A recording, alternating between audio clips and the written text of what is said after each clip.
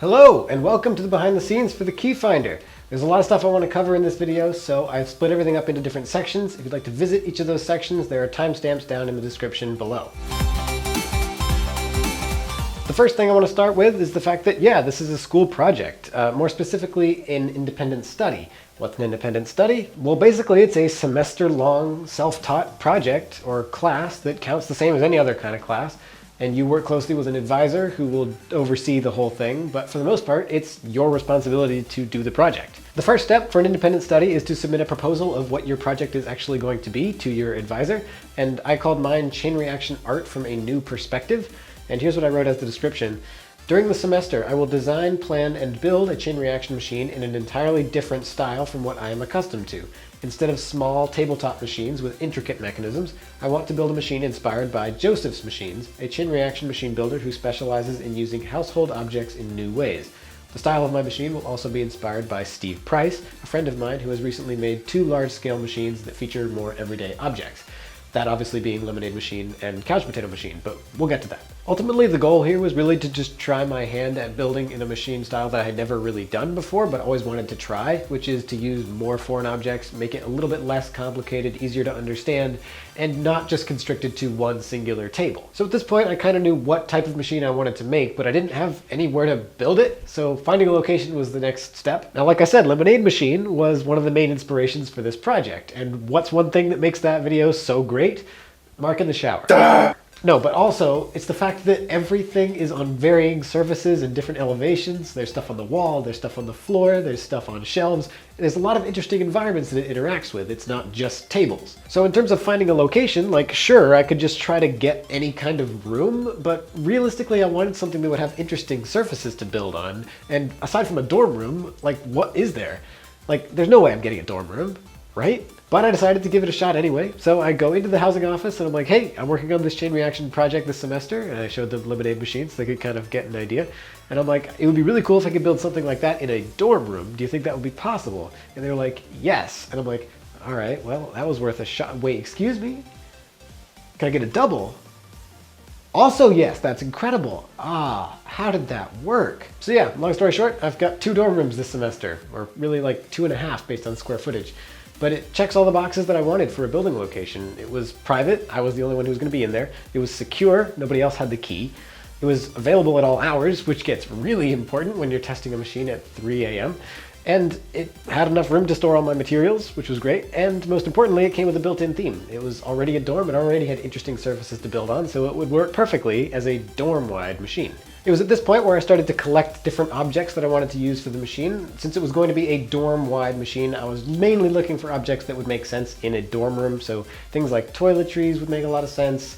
Things like office supplies and school supplies would make a lot of sense, but also things that were kind of fun. Also, one of the hallmarks of this style of building is to have larger objects. So I knew that I was going to need larger machine materials that I didn't normally use, like larger planks of wood and sheets of Lexan, which is basically plexiglass, and long tubes, stuff like that. Eventually, I had a pretty decent selection of objects that I wanted to use in the machine. It was everything from common dorm room items to machine materials to random things that I thought might be fun to include. And I started sorting them into different sections based on themes. So there was like a toiletries section, there was an office section, and then there was sort of a fun section. At this point, I also started organizing things based on size. So a lot of the bigger objects I decided to put on the floor. So things like the dump truck. And then a lot of the smaller objects I figured would probably fit best on a table. My advisor was also super helpful when it came to collecting objects. She actually donated almost all of the books that I used in this machine, as well as most of the mugs. And to help get as many objects as possible to work with for this machine, I put up donation bins in each of the dorm buildings around campus, asking for random objects in hopes that I would get some interesting stuff, which I did, but most of the things that people donated were either things like clothes, which I specifically did not want, or literal garbage. Like people literally just used it as a trash can. Really cool. Awesome stuff, guys. Most of the objects that I got from these donation bins weren't useful at all, but some of them were at least good for decoration, like the keychain, the flower pinwheel thing, the giant teddy bear, actually, and probably my favorite one, the little "Please watch your coat and hat" sign. I just really like it. It's super cool. Thankfully, though, there were some objects that got donated that were genuinely useful enough to be included in the machine itself. These included a lot of coat hangers, the alarm clock that I used as a step for the slinky, the little ball with an eyeball on it. I actually got 5 of these and I love them so much. And the little brush that I put on the dump truck. Okay, so it wouldn't technically be accurate to say that I built 100% of this machine myself. Lily actually came over for a weekend to help build it, and while she was here, we live streamed. Maybe you remember seeing the live streams. Back in January, I was invited to be a part of Team Week, which is Lily's week-long domino group collaboration event thing. And I got to build dominoes for an entire week, so I figured it was only fair to invite her to come out and build a machine, even if it was only for a few days. And besides, she had helped with the lemonade machine, so she clearly knows a little bit about machines. The other good thing about Lily visiting was that she brought her Trix-Track and her Skyrail with her, and that was great because I don't have any Skyrail and I only have a little bit of Trix-Track, but both of those things are pretty crucial to matching the aesthetic of Lemonade Machine. While she was here, she ended up making 3 different tricks, 2 of which ended up actually making it into the final machine. The first one was the notebook trick with the 2 different page sections that flip down, and the second one was the wall section with the ball that slides down the string and then swings down. The third was a magnifying glass trick involving a magnifying glass that tipped over and slid down 2 books. But this was built on the table, and by the time I got to the end of the machine, I did not have enough time left to build any table sections, so this trick ended up getting cut. But I did use the magnifying glass in a different way, just because I felt like I had to. And while we're on the topic of that ball that slides down the string and then swings around, I do want to mention that I never even planned on having a wall section at all. That was thanks to Lily when she grabbed the red hangers and just went, wall section. We got one now. Of course, looking back on it now, I realize that having a machine wall section, especially in that location, is a fantastic idea. It really helps provide some balance to the other things that are around it, which are mostly on the ground, and it provides a nice complement to the higher elevations in the closet section before in the machine. But more importantly, it gave me extra experience with machine walls, which is something I'd only done one time before, making the South America machine for ISM 2016. And I was never even planning on making another machine wall, really ever.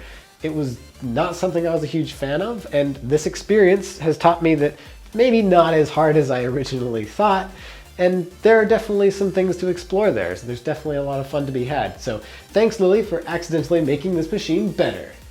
Actually, probably not accidentally. Side note, another funny story related to Lily, and then we're gonna move on.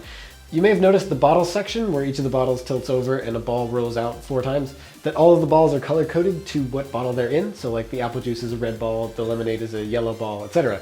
Originally, the one in the orange juice bottle was red. I didn't have an orange Trix-Track ball, so she ended up mailing me an orange Trix-Track ball just so that everything would be color coded. And oh my god, thank you, because this would look so ugly. Can you imagine?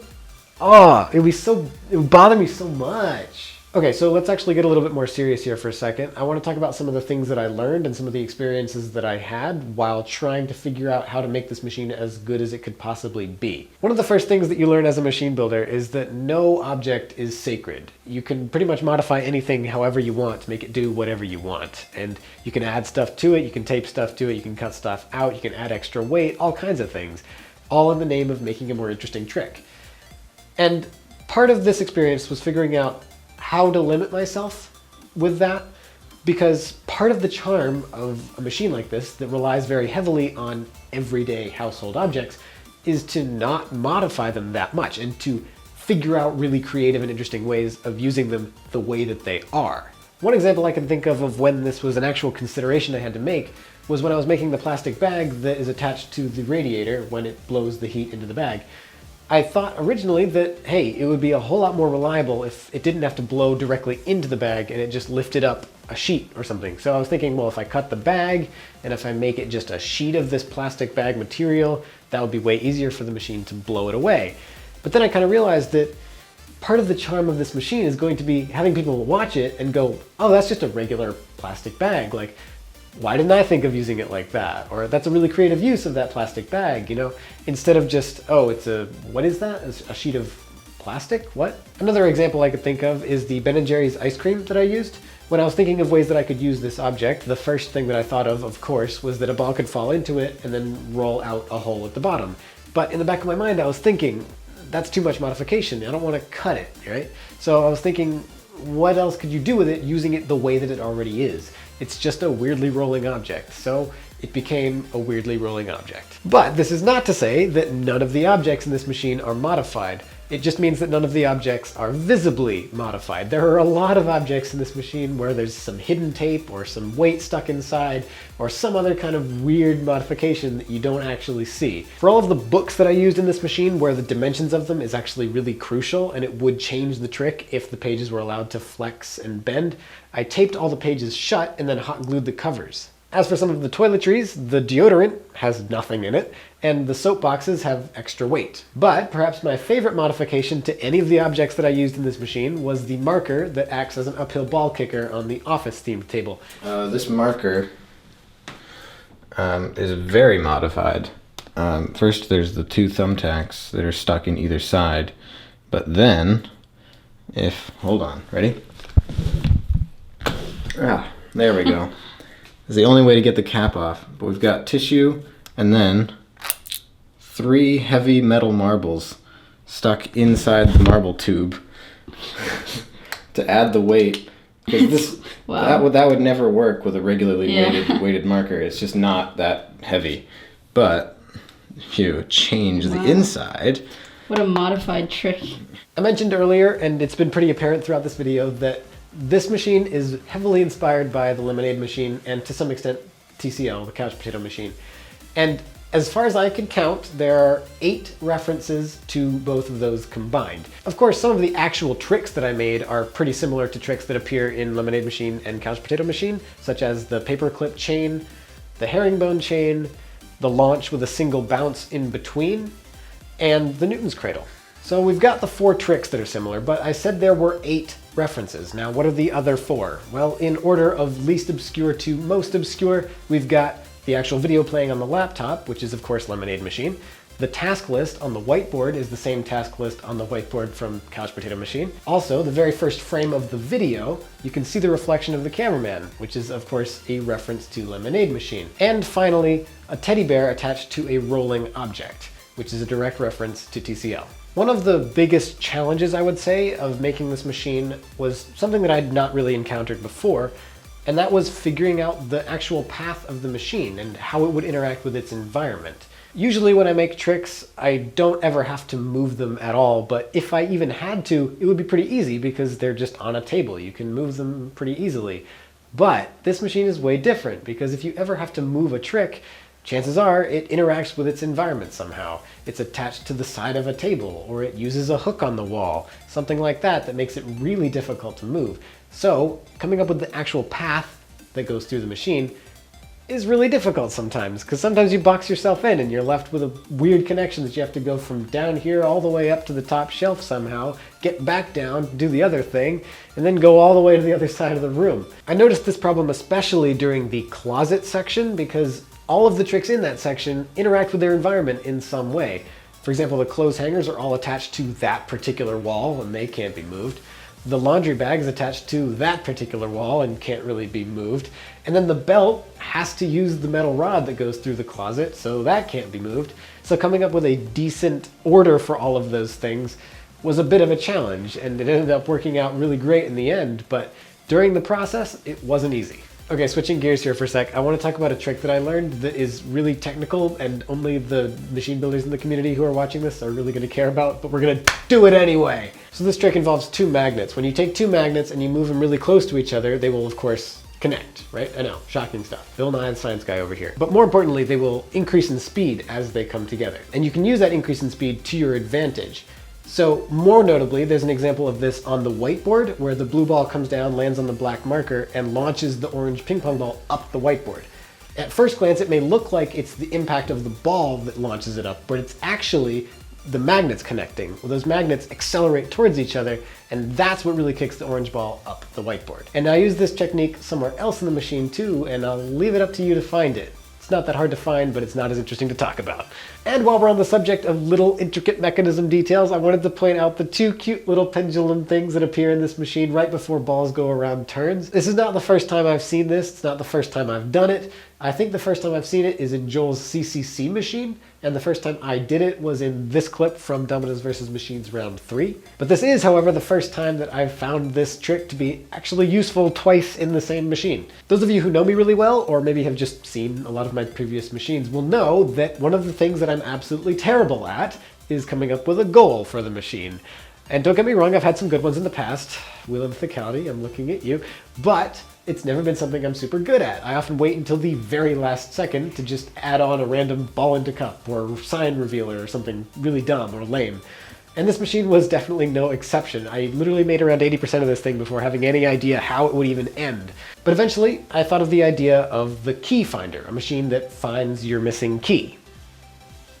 Ha, just kidding. Pranked. No, I didn't actually come up with this idea. It was actually a suggestion during the live stream that I did with Lily, where she asked the audience, what should this machine do? What should the goal be? And somebody suggested the key finder. And it's not just somebody. I specifically went back through the comments to find the person who suggested it. And thank you to Des Random for coming up with this idea. I really liked it. Obviously, I chose it. So thank you. I appreciate it. It was a really good idea.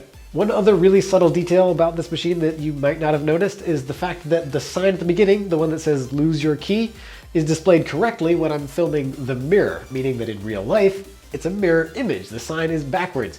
How did I make this? I started obviously by drawing it out for real, and I drew it with Sharpie on an index card, which bleeds through to the other side, and then I flipped it over and used a different index card and my phone's flashlight to trace the bled through image onto another index card. One final neat little detail that I wanted to share about this machine as a whole before we move on to the testing phase is the fact that there are actually eight different objects in this machine that are airborne at some point. Of course, meaning that there's nothing touching them aside from the air itself. There are several launches, obviously, like the orange ball from the laundry bag, but I'm also including things that are just falling, like the white ball that goes into the green funnel. I'm interested to see if you can find all 8. So maybe leave them in the comments if you can find them. One of the more annoying things about this machine was the fact that some of the tricks actually behaved differently depending on the temperature, or more accurately, I suspect, the humidity of the room. The belt was definitely the biggest offender. It had to be creased and folded in different places just so the magnet would catch on the wall correctly. But other examples include the notepad that would slide on the floor at different speeds depending on the temperature, and the magnetic car that slides vertically on the wall also would go at different speeds depending on how hot it was in here. And let's not forget the little detail that the room actually can't be held at a consistent temperature because the thermostat is part of the machine, which means that every time you reset, you have to turn it off, allowing the room to cool down, and every time you test, it turns on by itself, provided it makes it that far, which it almost never did. But it all encompasses the fact that this room was wildly fluctuating in temperature, which was really great fun. I was hot a lot of the time. Honestly though, I can't really be all that hard on this thermostat because it did actually have one really good thing going for it, and that's the fact that it is the most responsive thermostat that I've ever had the pleasure of working with. Not that the list is particularly long or anything, but the point is, it does not waste any time between when the button is pressed and when air actually starts coming out of the heater, which means that it does not waste the viewer's time. And if you know me well, you know that I really don't like tricks that waste the viewer's time. And this thermostat agrees with me. One of the most oddly specific pieces of advice that Steve gave me about this machine was that I should not make a herringbone chain. Don't make a herringbone chain, anything but a herringbone chain, don't do it. And I went, yeah, but I'm a big boy, I can handle it. And yeah, he was right. So it wasn't as bad as his experiences with the silverware, because the main problem with those is that those went early.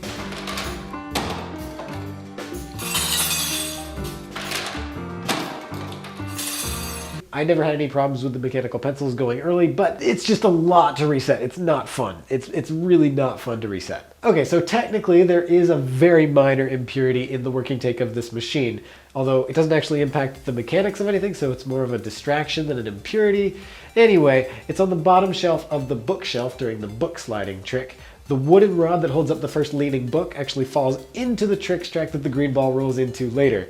And the funny thing is, this would have been impossible if the trick continued to work the way it was originally designed. Originally, the wooden rod was tied by a string to the second book so that it would get pulled along instead of falling to the ground in an uncontrolled way. But that, one time, caused a really weird fail, so I took it out, and I'm just glad that the way that it was currently designed did not actually cause a fail. Another thing I'm really happy about with the working take of this machine is the lighting outside. It was really the perfect kind of weather for this take. It's just bright enough outside that you can tell that it's daytime, but not so bright that you've got tons of sunlight coming in. It was beautiful. I'm pretty sure this is the first machine that I've ever made that has made it all the way to the end but failed at the very last step twice. This machine has 2 takes where it gets all the way to the end, the key falls out of the jacket sleeve but misses or doesn't go entirely through the funnel. And let me just tell you, that is a machine builder's worst nightmare, and just thinking about it makes my brain hurt. Probably not super hard to imagine, but the launch of the little orange ball from the laundry bag was the most unreliable trick throughout the entire testing phase.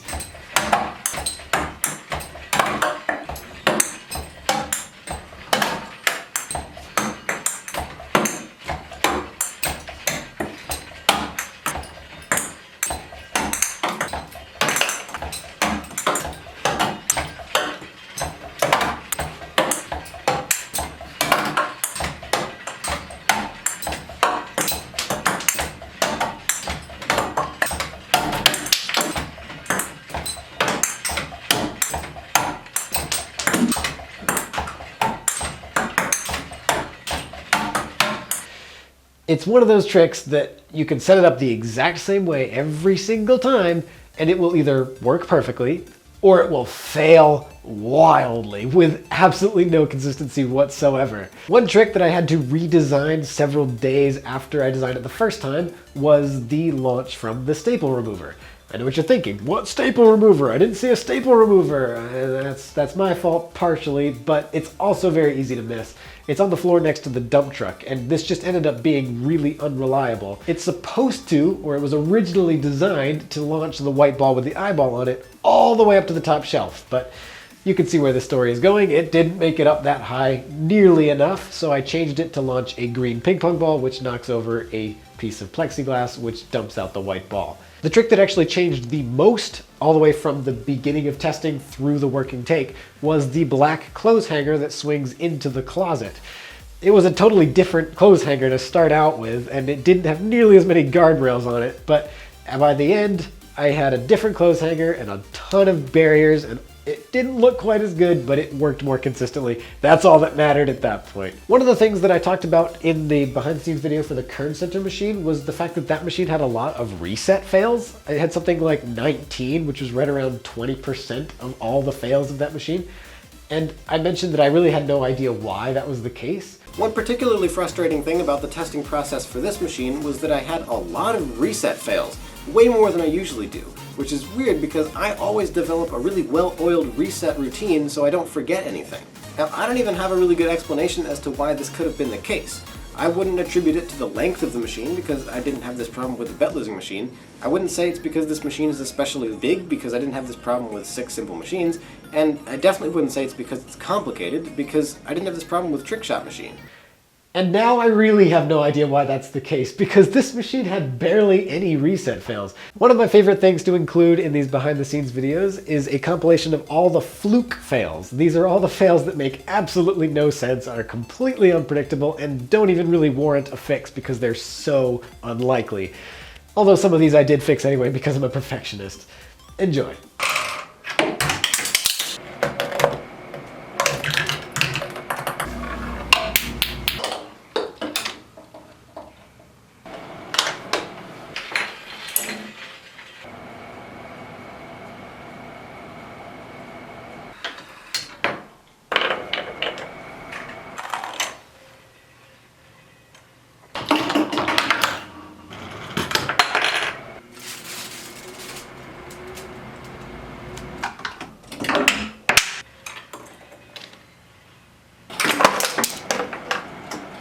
And finally, as is tradition for all of these behind the scenes videos, I've put together a compilation of all of my funny or sarcastic reactions to the fails.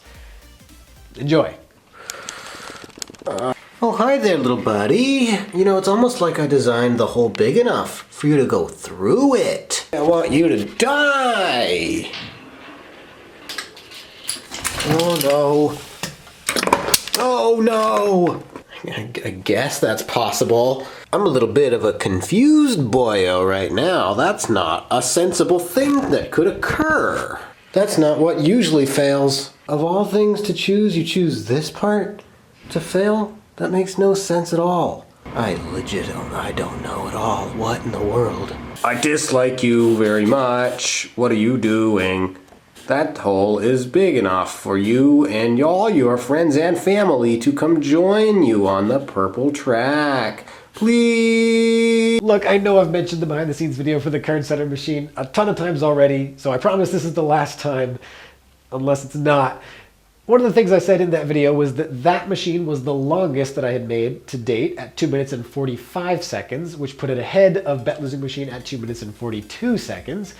So where does this machine fit in? Well, the key finder is 2 minutes and 20 seconds, which puts it third on my list. And I don't know about you, but I think it's pretty impressive when my top 3 has machines all over 2 minutes. In fact, 6 Simple Machines in 1 is 2 minutes and 12 seconds, which makes my top 4 containing all machines over 2 minutes long. One of the problems that I recognized pretty early on in the building process was about finding the balance that I wanted between regular machine materials and themed materials. And ideally, in a perfect machine, every object would be themed. But if I was going to spend all that time trying to find the perfect themed object for every support, every hinge, and every lever, I wouldn't have enough time to make this machine as big as I wanted it. So I had to find the balance and ask myself, am I allowed to use regular wood supports? Am I allowed to use K'NEX? And this was also a conflict because, especially with K'NEX, both of the sources of inspiration for this machine conflict. Steve uses K'NEX in his machines, but Joseph does not, so I didn't really have any place to take precedent from. So I had to come up with my own rules for this. And I eventually decided on a lemonade machine kind of aesthetic, where you can use K'NEX, but sparingly. Only use them for regular levers, really basic hinges, and sometimes, occasionally, some supports. Another aspect that I really wanted to try to imitate from Steve and Joseph was the fact that not a lot of their ideas are all that complex. It's a deceptively simple style, as I like to call it. But it doesn't mean that things have to be unoriginal. And that was one of the biggest problems that I faced as well. Usually, I prioritize originality above all else. I will never make a machine with an idea that has been done before, if I can help it. But this machine's a little bit different, right? One of the tricks that really stands out to me from Couch Potato Machine is the Newton's Cradle made out of fruit. Why does it stand out to me? Because it's just a Newton's Cradle, but it's just made out of fruit. And that just goes to show that you don't really have to reinvent the wheel for every single trick you make. Sometimes you can just make a regular Newton's Cradle, and the actual interesting part of it comes from what you make it out of or what size you make it. And I tried to actually incorporate some unoriginal tricks into this machine and try to make them interesting again based on what materials I use. I'm proud to say that this machine is mostly comprised of completely original tricks, but I'm not going to say that everything in here is original. I really tried to take some of those old classic tricks and make them more interesting, not mechanically, but instead by using different objects. So like the 2 sloped inward surfaces, make that a computer. Or do the regular bead chain trick, but make it paper clips this time. Stuff like that. Building this machine and figuring out this new style of building a chain reaction has already helped me in my career as a professional chain reaction artist. Earlier this month, Steve and I got an inquiry to do a paid project out in California where the company wanted us to make a 30-second long machine using as much of their products in the machine as possible. And I'm happy to say that I thought of the things that I learned in this machine a ton of times throughout the whole building process. There were several moments where I was thinking, I need a support to hold up this thing, but I could just use a regular wooden block, but I'm gonna first check the theme section, see if they have any cool things that I could use instead of just defaulting right back to what I would normally do. That's not a decision I would typically make, and I think this machine is directly responsible for that. So this machine's already helping me. I'm really happy. Okay, let's take a bit of a step back and take a look at the machine as a whole. How well did I actually do at imitating the style of Steve and Joseph? I actually talked to both of them over video call before I made anything, and I asked them one particular question. What are your rules for machine building? Basically what I'm asking here is, what are the guidelines that you follow that you hardly, if ever, break that make your style unique and special to you. Joseph mentioned 2 rules that he always follows in his machines, both of which I really liked, and I wanted to try to follow those rules in this machine. The first is to never have any really long string pulls, so never have something get pulled over here that leads all the way over there. The main reason is just because it's really hard for the viewer to keep up. His second rule was that you shouldn't have too much wood in one place, because after that it starts to look really manufactured and almost machined professionally.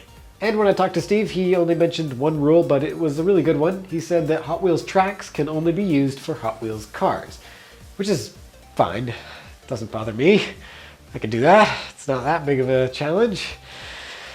So, how did I do? How well did I follow the rules? Well, for the string pulls, I think I did pretty okay. There's really only one example I could think of that's a little bit of a long string pull. That's the transition from the car on the ground to the computer mouse on the table in the office section.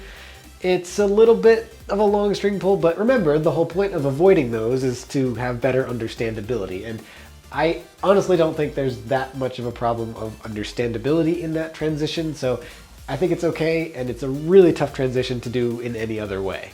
Okay, so what about the rule about not using too much wood in one specific area? This really wasn't that big of a problem to avoid at all, and I think I did a pretty good job of this. And finally, what about Steve's rule about not using Hot Wheels track? Well, I'm happy to report that this is a success. It was a little bit less of a challenge than I had expected, to be quite honest, and I only used 2 Hot Wheels tracks in this entire machine, and they're both used for actual Hot Wheels cars. Which reminds me, I remember saying back in the behind the scenes video for the Kern Center machine last year that I didn't use a lot of Hot Wheels tracks in that machine either, and then I made a bold prediction about how I thought my style might be changing moving forward. Roll the clip! One thing I noticed as I was running out of a lot of my other materials was that I wasn't running low on Hot Wheels track. And I realized this was actually because I wasn't using all that many. This abnormally low Hot Wheels track count can probably partially be attributed to the fact that I used a lot of clear tubes in this machine as Hot Wheels track alternatives, but also, potentially, it's showing that my style is diverging a little bit more away from endless track tricks, which is a development that I'm pretty excited about. So is this actually what happened? Did my style actually become less reliant on Hot Wheels tracks in the last year-ish? Well, it's tempting to say yes because of how few I used in this machine, but I think a more accurate answer would be that I've simply learned better ways of avoiding Hot Wheels tracks when I choose to, which is still valuable, I think. But keep in mind that neither this machine nor the Kern Center machine were built in what I would consider to be my trademark style. You know, the very intricate, very complex, very compact tabletop mechanisms. And if you look at anything that I've made in the last year or so that more closely resembles that style, basically the screen link clips that I've made, those definitely still have a very heavy reliance on Hot Wheels tracks. Geez, will this guy ever shut up about Hot Wheels track? That's fair, but I have a reason. The reason I'm talking about Hot Wheels track so much is because it's a great microcosm of what this project is as a whole, and what it was meant to be the whole time. It was never meant to be the new style that I build in moving forward. This was never meant to be what I make from now on. The whole point of this project was to be able to add another check mark to the list of chain reaction styles I am capable of doing.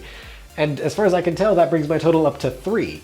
I've got the intricate tabletop mechanism style, like that Losing Machine. I've got the live event style, like the Kern Center machine. And now I've got the everyday objects house-wide style, like the Keyfinder. And that was the whole point of asking Joseph and Steve to share their rules of machine building, because I really wanted to imitate their style as closely as possible. And it's worthwhile to reflect on it and ask if I was successful at doing that. And although, like I said, I succeeded at following the rules, let's be honest, this does not look like Lemonade Machine, and it certainly doesn't look like the Cake Server or anything that Joseph has made recently. It really just looks like a very weird blend of all our styles fused together. Originally, the plan for this machine was to fill the entire room with a dorm-wide machine, but that didn't happen. If it wasn't obvious by the camera perspective, it really only fills around half the room. And I have no doubt that if this were made in Steve or Joseph's actual style, like if they themselves made this machine, it would fill the entire room. There was plenty of time to make that happen, but I didn't consider one thing: the density. I was able to replicate a lot of things from Steve and Joseph's style pretty successfully, but the density was just not one of them. I constantly fell back into my old habits of making everything as compact as possible and trying to fill every square inch. But also, here's the thing. if I were to do this machine again, maybe I would try to focus on reducing the density and making it more accurate to my inspiration. But I kind of like what I ended up with, to be honest. It's kind of cool to see that all of the styles blended together, and maybe it wouldn't have been quite as fun if I had just limited myself to trying to imitate something exactly, rather than just taking some inspiration and blending it with my own style. I think what I ended up with is the best thing that I could have hoped for. A style that you can definitely see where the influences are coming from, but it's still very much a Jack of all spades 98 machine. Okay, I think that's it for me. I hope you enjoyed this behind the scenes video. If you did, leave a comment down below telling me what you thought, as well as any kind of suggestions you have for improvements or changes for videos like this in the future. Also, don't forget to subscribe to my channel so you don't miss my videos in the future. If you'd like to go back to the main video and watch the key finder again, you can click right up here. If you'd like to see some of my other work, you can click right down here. And finally, if you'd like to subscribe to my channel, you can click right here. I'm Jack of all spades 98. Bye guys.